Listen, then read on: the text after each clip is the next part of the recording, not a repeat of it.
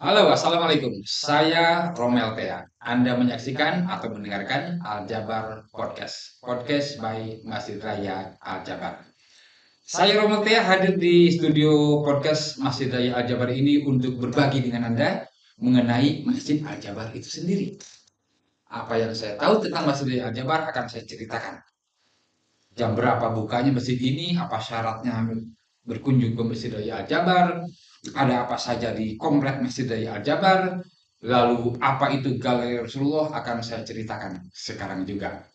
Baik, setahu saya, Masjid Raya Al-Jabar ini dibangun mulai 2015, diresmikan 30 Desember 2022, dan dibuka untuk umum tanggal 1 Januari 2023. Dibuka selama 2 bulan, banyak persoalan, namanya uji coba ya, coba dibuka tanpa peraturan yang ketat begitu, longgar saja aturannya. Dan selama uji coba itu muncullah berbagai permasalahan, terutama soal sampah. Dan terbukti setelah 2 bulan dibuka, banyak persoalan, Masjid Raya Al-Jabar ditutup sekitar 1 bulan untuk pembenahan dari sisi fisik, dari sisi manajemen, dari sisi banyak hal pokoknya, lalu dibuka kembali pada 1 Ramadan 1444 Hijriah atau 22 garis miring 23 Maret 2023 Masehi. Nah, ketika dibuka kembali pada bulan Ramadan, relatif lebih nyaman, lebih bersih, lebih lancar juga lalu lintas, karena selama bulan Ramadan, Masjid Raya Al-Jabar, pengunjung Masjid Raya Al-Jabar relatif sedikit, tidak seramai sebelum bulan Ramadan. Salah satunya karena banyak rombongan yang pakai bus tidak hadir selama bulan Ramadan, hanya 1-2 saja yang tampak lewat. Karena rumah saya juga di dekat Masjid Raya Al-Jabar. Jadi saya termasuk warga lokal, warlok. Maka karena saya warga lokal, sering berkunjung ke sini, sering ngobrol dengan satpam, dengan pengurus DKM, dengan orang-orang yang terlibat di dalam masjid ini, maka insya Allah saya banyak tahu, sedikit banyak tahu tentang Masjid Raya Al-Jabar dan akan saya ceritakan sekarang. Tadi sudah cerita ya. Dibuka 1 Januari 2023, 2 bulan dibuka, ditutup sebulan, dibuka lagi sampai sekarang ini. Alhamdulillah masih dibuka dengan kondisi yang lebih baik, lebih bersih, lebih tertib. Kenapa? Karena persoalan sampah itu ternyata utamanya karena PKL, pedagang kaki lima, sampai masuk itu ke jembatan pintu masuk area masjid. Dan sekarang Masjid Raya Al-Jabar, area Masjid Raya Al-Jabar di dalamnya itu terbebas dari PKL atau pedagang. Nah, Masjid Raya Al-Jabar ini setahu saya adalah sebuah komplek. Bukan hanya masjid yang ada di sini, tapi ada juga bangunan yang lainnya. Masjid Raya Al-Jabar, sekali lagi, adalah sebuah kompleks. Yang pertama, di sana ada danau. Ini sebetulnya bangunan utama di danau nih.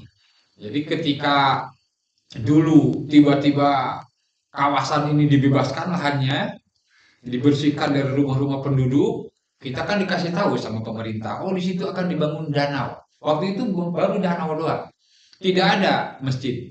Danau retensi untuk mengatasi atau mencegah banjir di kawasan Gede Bage atau di kawasan Bandung Timur. Nah, setelah itu tidak lama kemudian muncul gagasan, muncul ide membangun masjid di atasnya, sehingga awal-awal Masjid Raya Al-Jabar ini dikenal sebagai Masjid Terapung Gede Bage. Kenapa terapung? Karena seolah-olah ngapung, mengambang di atas danau.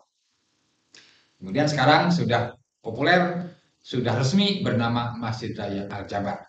Jadi bangunan pertama adalah danau retensi atau embung atau danau buatan untuk mengatasi banjir. Yang kedua Masjid Raya Al-Jabar, masjidnya yang terdiri dari 2 lantai.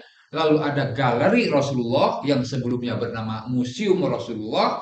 Kemudian yang keempat adalah area parkir dan taman di sekitar danau atau di sekitar masjid. Jadi Masjid Raya Al-Jabar adalah sebuah kompleks, bukan hanya masjid. Maka menurut saya nih, tidak tepat ketika orang membandingkan biaya pembangunan Masjid Raya Al-Jabar dengan biaya pembangunan masjid yang lain. Karena Al-Jabar not only mosque, Al-Jabar bukan hanya masjid. Kalau yang dibanding-bandingin itu kebetulan hampir bersamaan ya peresmiannya waktu itu 300 miliar, ini 1 triliun, jauh amat. Nah, setahu saya perbandingan yang tidak tepat karena yang 300 miliar itu hanya masjid, sedangkan Al-Jabar tadi saya sebutkan danau, taman dan area parkir, kemudian ada masjid, ada galeri Rasulullah. Kenapa galeri disebut bangunan tersendiri? Karena biayanya juga tersendiri, terutama bagian kontennya. Karena kontennya digital itu butuh biaya yang tinggi, butuh biaya tinggi. Konten digital, konten yang menggunakan teknologi canggih, bukan hanya pembuatannya, bukan hanya kreasinya, tapi juga perawatan dan operasionalnya, karena membutuhkan energi listrik untuk menyalakan, untuk mengoperasikan konten galeri Rasulullah SAW. Itu soal kondisi fisik kompleks Masjid Raya Al-Jabar. Sekali lagi, Al-Jabar ini adalah kompleks. Anda buktikan, datang sendiri ke sini, betapa luasnya kawasan ini seluas 26 hektar.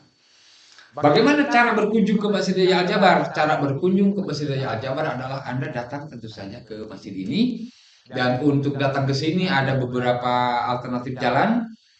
Bisa melalui jalan Cimincrang, tapi tidak disarankan karena jalannya sempit. Yang disarankan adalah melalui jalan Gede Bage Selatan. Dari perempatan Gede Bage, kalau dari arah kota itu langsung belok kanan. Kalau dari arah timur, dari Bundaran Cibiru, begitu perempatan Gede Bage itu langsung belok kiri. Dan nanti akan ada petunjuk jalan menuju Masjid Raya Al-Jabar. Bisa juga dari arah kabupaten, dari Sapan, masuk ke Jalan Sapan, Dirwati, masuk Jalan Sor Gede Bage, Jalan Sor GBLA, ada namanya Jalan Sor, itu akses jalan masuk ke Stadion Gelora Bandung Lautan Api. Karena jarak antara Masjid Raya Al-Jabar dengan GBLA, Gelora Bandung Lautan Api, stadion milik Persib Muaing itu, bukan milik Persib, stadion milik Pemkot yang digunakan sebagai kandang Persib Bandung, jaraknya hanya sekilo, nggak nyampe deh kayaknya sekilo, dekat banget.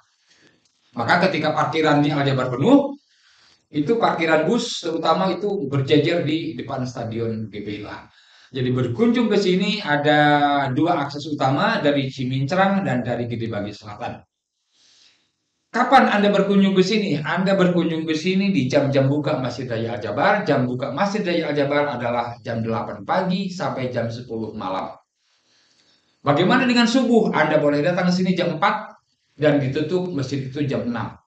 Jadi sholat subuh dibuka, kita jam 4 dibuka, ditutup jam 6 sampai jam 8 pagi itu ditutup untuk perawatan, untuk cleaning service bekerja, membersihkan area masjid. Bukan saja dalam, tapi luar masjid juga, bahkan seluruh komplek masjid ini dilakukan perawatan pembersihan. Apa syarat masuk Masjid Raya Al-Jabar? Syaratnya adalah yang utama sama seperti syarat berkunjung ke masjid yang lain. Yang pertama, Anda berpakaian sopan menutup aurat. Yang kedua, disunahkan punya wudhu. Kalaupun hanya nggak punya wudhu, begitu masuk ke area masjid, itu ada tempat wudhu outdoor. Kemudian, pengen pipis juga, ada tempat wudhu indoor. Di lantai bawah ada toilet, ada WC, jadi ada tempat wudhunya lumayan banyak. Tempat wudhunya bukan hanya di dalam masjid, tapi juga ada di luar masjid. Sekedar cuci muka bisa, misalnya karena panas, bisa kondisi. Jadi berkunjung ke Masjid Al-Jabar, satu di jam buka. Sekali lagi, jam buka Masjid Raya Al-Jabar, amannya sih jam 8 sampai jam 10 malam. Lebih aman lagi jam 9 pagi sampai jam 9 malam. Jangan terlalu mepet ke buka dan tutup lah, gitu biar nyaman. Kemudian berpakaian sopan dan rapi, menutup aurat, dan gratis. Ingat, berkunjung ke Masjid Raya Al-Jabar itu gratis. Bahkan ketika Anda dan komunitas Anda menggelar kegiatan keagamaan, menggelar kegiatan keislaman, pengajian misalnya, halal bihalal, ceramah di dalam masjid, itu pun gratis. Tidak dipungut biaya. Lalu bagaimana caranya? Mudah. Sekarang era digital, Anda daftar ke Sapa Warga. Aplikasi Sapa Warga, di situ ada link untuk daftar mengajukan izin kegiatan di Masjid Raya Al-Jabar. Ingat, gratis. Bagaimana dengan berkunjung ke Galeri Rasulullah? Kalau ke Galeri Rasulullah, nanti mah berbayar, sekarang masih gratis. nanti mah berbayar sekitar 40-50 ribuan mungkin. Dan itu untuk berkunjung ke Galeri Rasulullah tidak bisa dadakan. Yang bisa dadakan hanya tahu bulat yang digoreng dadakan. Karena ketika ditanya kenapa dadakan, Mam? Kalau direncanakan suka gagal. Oh, itu oke. Jadi untuk ke Galeri Rasulullah, Anda wajib daftar melalui aplikasi Sapa Warga.